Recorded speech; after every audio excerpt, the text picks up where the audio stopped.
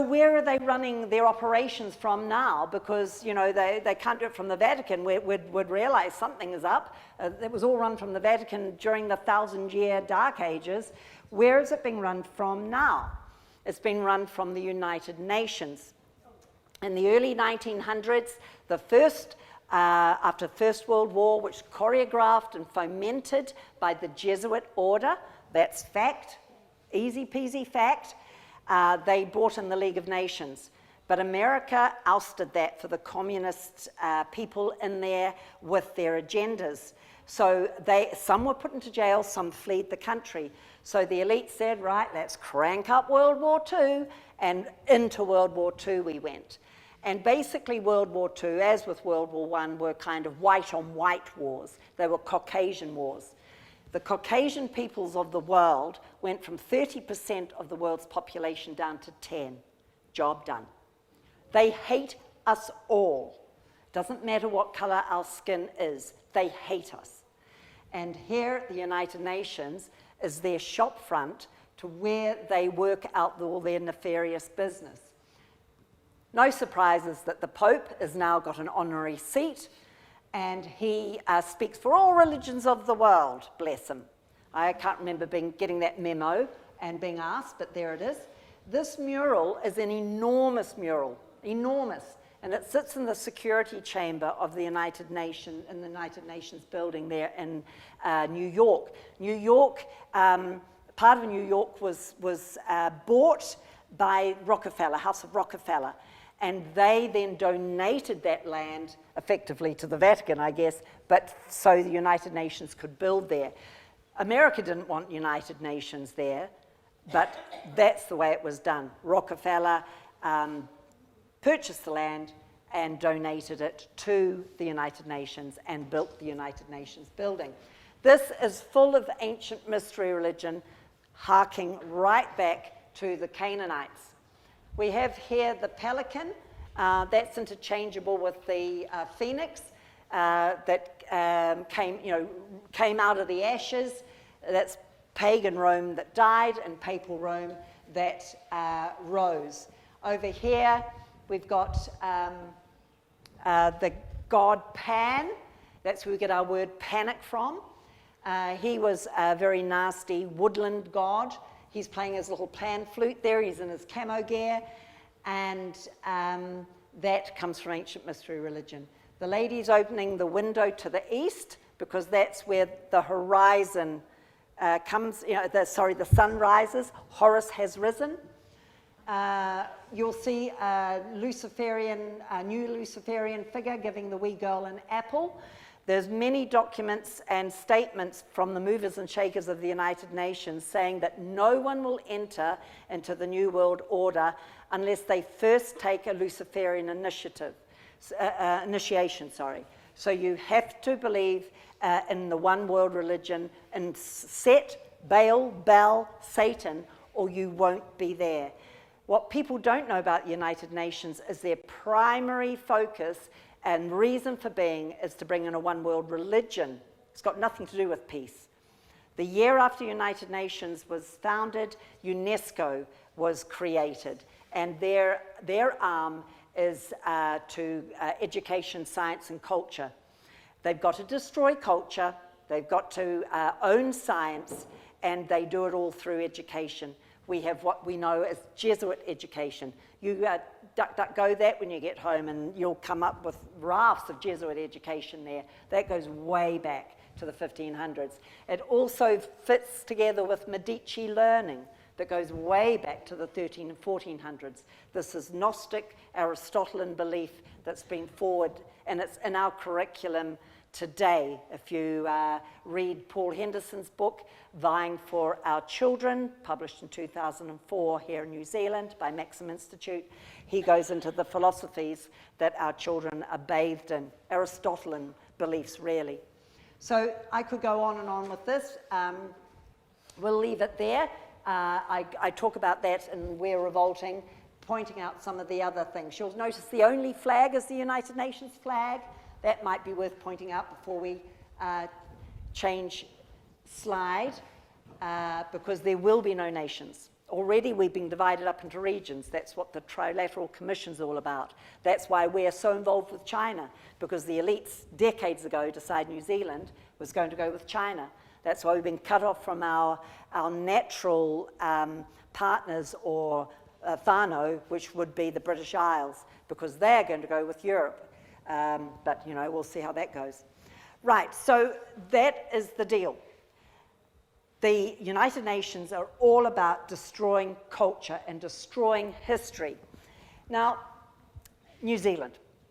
John Key went to Bilderberg secret society meeting. We only vote, we only elect who they have selected for us. And they all have jobs. And one of Key's jobs was to have a flag referendum. Because because it was a people's flag referendum, if that had gone through, hey, Wakaputanga would have been shot, mortally wounded, and disappeared forever. But we didn't know that at the time. The United Tribes flag, the Wakaputanga flag, was introduced as a flag that might like to go into the referendum. That day, the meetings were shut down, the media was evacuated, and the flag wasn't presented. I'm not sure if Ardern was there that day, but she was on the referendum panel, because they would have known she was going to be the Prime Minister in a few years. She needed to be there. John Key also signed us into Agenda 2030, a binding document in 2015. So that's national party. So don't think all we need to do is vote national. We have a choice to go to the gulag via socialism or the gulag via fascism. It was Jim Bolger, a national Prime Minister in 1992, that signed us into Agenda 21. They say, oh, that wasn't binding, but the biodiversity assessment, a 1,147-page biodiversity assessment, was binding. And that basically says that we as humans are in the way, and we just need to, we're cancer really, we're nothing. And also a lot of the United Nations documentation give us the same rights as rivers and rocks. So we're dehumanized all the time. So one lady did this. I found it amusing, but it's worth putting here today because this is typical of the elite. They muck around with images and create all sorts of different symbolism, because that's what Nimrod knew, that God was going to destroy his tower, and he said to his nation, we must have symbols, we must have signs. That's what Masonic Masonry has taken on board. It's all symbols and signs so that they know each other. That's what the obelisk is. It's a signal and a sign. So here's a Phoenician sun priestess. You'll see the swastika on her garb. It doesn't matter which way that swastika goes. The Nazi regime was promoted, choreographed, and funded from the Vatican, from the papacy. So Ardern, what was her job? Her job was to bring us into Agenda 2030. She brought out this document in 2019, Towards a Better Future Together. Okay, now that's not us, that's the elites together. Yeah. Well, it's all lies, it's word trickery. That's what the Phoenicians did. That's where we get our phone and phonics, the PH. And they were into word trickery big time. They were into international law, law of the sea, SEA, and law of the sea, SEE. The Pope calls himself the Holy See, SEE. So it's all wrapped up and together with a lot of trickery. So when you're reading documents like that and you hear things like well-being, remember, we've got the same rights as a rock. That's the well-being they're talking about. So New Zealand's progress towards the Sustainable Development Goals. Okay, that's interesting. It's an audit on the country. How close are we to owning nothing? And I mean nothing. How close are we from being herded out of our country, rural spots like you are here, like we are in Mangakino, and into these super cities? The United Nations call them human settlements. That's where they're wanting us to be by 2030. I think they're running behind time, but this is an audit. She never, ever meant anyone to read it. I got this online in the print. It's impossible to read online. I had to print it out, but even then it's pretty hard going. It's Marxism 101, Aristotle and Belief 101. She is also, in 2018, brought out this document, Start of a Conversation on the Value of New Zealand's Human Capital. We're just cattle. We're just cattle. And she's working out which ones are more important than others. You know, which ones do we give the poison needle to first? What communities are we going to target? We'll just have them go on quicker. Which ones will we say, oh, okay, give the placebo? Who do we want? The elderly? I think not. They're a burden, financial burden.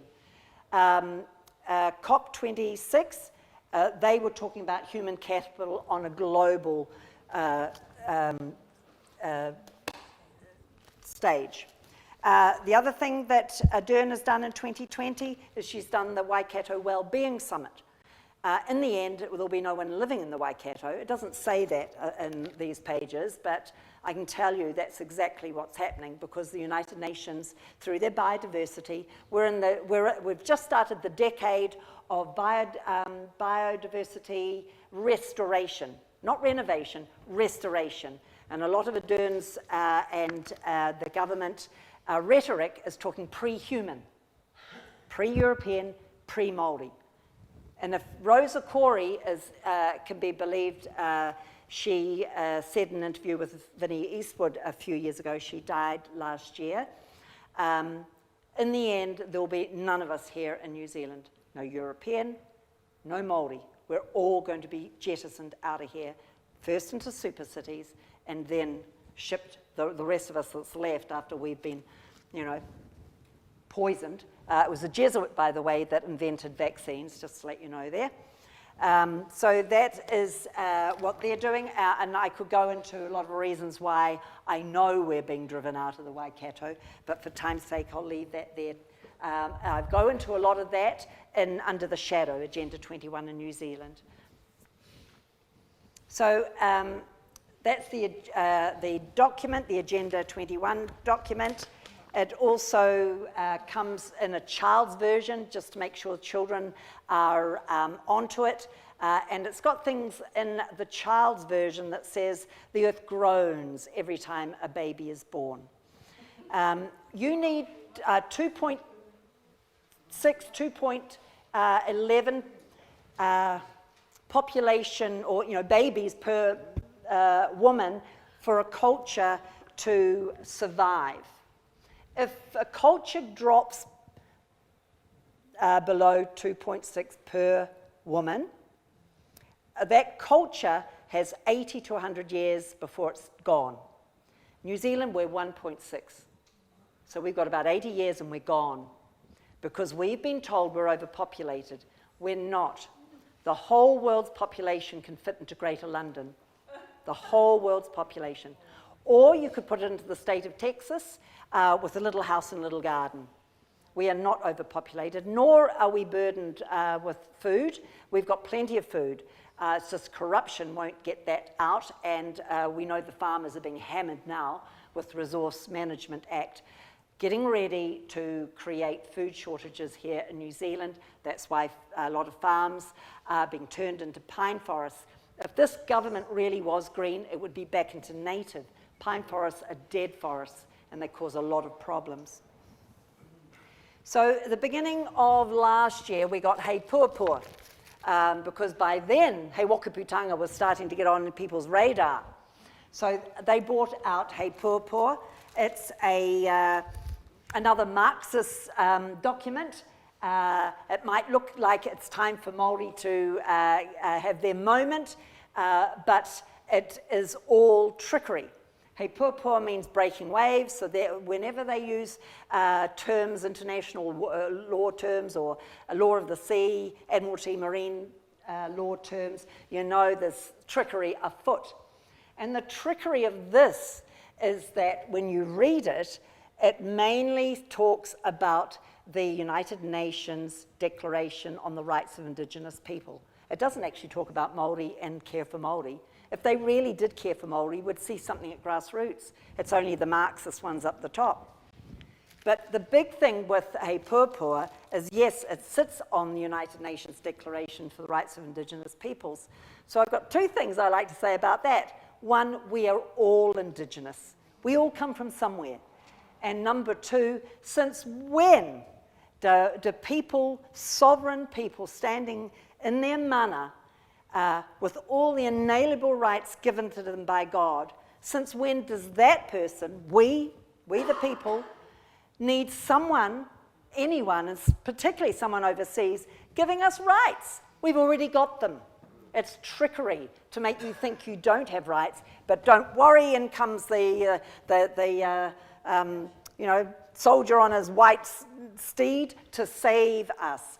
It does nothing of the sort, because the United Nations Declaration of Rights of Indigenous People sits on their Earth Charter, sits on the United Nations Charter, and other documentation, and that documentation says that culture needs to take a backseat, because we're now in the decade of biodiversity restoration, pre-human. They just haven't told us. But if you wiggle around enough documents, I do in Under the Shadow, you'll start to see the picture. All this is to make sure that He Wakaputanga, the United Tribes flag, is jettisoned out of the picture. But it can't be, and it will not be. It has been around since 1835. We see here, this is the native rugby team on their world tour in 1888, 1889. First time they wore black, not known as the All Blacks then. Mainly Māori, a couple of Pākehā boys in there, I do believe. Mainly Māori. And you'll see the He Wakaputanga flag. It has 5 stars. The original had 8, but there were different pointed stars that came out after. Nevertheless, it's still the United Tribes flag. We come to the end of the 1800s, and we have the Boer War. And the troops that came home, the surviving troops that came home, they got their medals with Queen Victoria on one side. She was totally owned by the Jesuits. And He Wakaputanga flag on the other side. So this can't be scrubbed out of history. This is solid. By the time we get to World War II, we have the 28th Māori Battalion. The 28th because the He Wakaputanga Declaration was signed on the 28th of October, 1835. And then it seemed to just kind of disappear, really, until lately with all the protests. So, where did it all come from? Back in the early 1800s, Māori had big trading ships like other nations of the world. People were trading way back then on what was known as the Herbal Charter, Henry VIII's Herbalist Charter, to give them access to the ports. Māori didn't have a flag because New Zealand, Māori would have, well, I don't even know if they would have really thought, is this a nation? I don't think that would have been part of it. They were tangata whenua, rangatira, so that's the way it went. But internationally, there were countries. They hadn't been countries forever, they hadn't been nations forever. That's when migration took place. But slowly, nationhood formed over the centuries from early AD on. So Māori had their trading ship. They had the Haast eagle colours woven and on their mast of these big trading ships, but it wasn't seen internationally as a flag. And they were having their ships impounded when they went into British ports, Sydney and West Indies particularly. Hijack and other Māori went over to Britain and spoke to King George IV. We have him here. His father was King George III that didn't want to let America go, didn't allow American independence, and we had the wars going on there. He was totally owned by the Jesuits as well, as would be George IV. He was in horrendous debt. He lived a lavish lifestyle. He was in very poor health. perfect for the Jesuits to manipulate. But he died. It's a little bit hard to ascertain whether he really died of poor health or whether he was taken out. We won't know that. But anyway, his brother, William IV, came onto the throne. Now, William was never destined to be king, so he wouldn't have had the same grooming as his older brother, George IV. He was also king of Hanover, and he was, for all intents and purposes, although he was, a typical monarch and had a lavish lifestyle as well, but he was a benevolent kind of king. And he would have well known about the Jesuit order because there would have been many whispers around a dinner table to the effect, even Woodrow Wilson, President of the United States, said people barely whisper when they speak negatively about those that really do rule, for fear that they're heard and taken out. So that was a real hush about the Jesuit order and their infiltration. But William, I think, would have known quite a bit, because no doubt he knew that William of Orange was a predecessor and he would have probably been named after him. But the thing with William IV, he said that New Zealand was a particularly lovely nation and it had no snakes, and that was very significant for him. One thing I must say, the Venetians, they had, in Venice, they had St. Mark Square, okay? And the Vatican, Papal Rome, they had St. Peter's Square. My daddy's bigger than your daddy's stuff. So over here, the Venetians stole pagan Rome's emblem of the lion with wings, and you'll see that everywhere. But over here, with the Papal Rome in St. Peter's Square in the Vatican, they then chose the dragon or the snake as their emblem. Don't forget, by now, entrenched with Jesuits, because they got in there through the Council of Trent, so they were well into the Vatican and owning the Vatican by then. So when William said to Rangatira, I will agree with you and declare your independence and sovereignty, he wasn't giving it to Māori. He said, I see you have it, and I will declare it. And he said to them, to Māori then, we'll keep the snakes out. King William IV knew exactly what he was talking about. This is an audience hall built in the 1970s at the Vatican. And it looks very much like a snake's head to me. This is the inside of the same hall, hidden in plain sight. This is Jesus on the stage, and you'll see his hair looks like a snake's skull, because the papacy, not Roman Catholics that love God and love Jesus, I'm not talking about them. I'm talking about the papal system. They hate Jesus. They worship Osiris, and they just put over Osiris, they put Jesus' name. So when they talk about Jesus, when the Pope talks about Jesus, he's not talking about Jesus Christ of the Bible. He's talking about Osiris. This is word trickery. He who will be deceived, let him be deceived. Jesus is the arch enemy. So that's what William was saving us from. Did he save us? I'm not sure.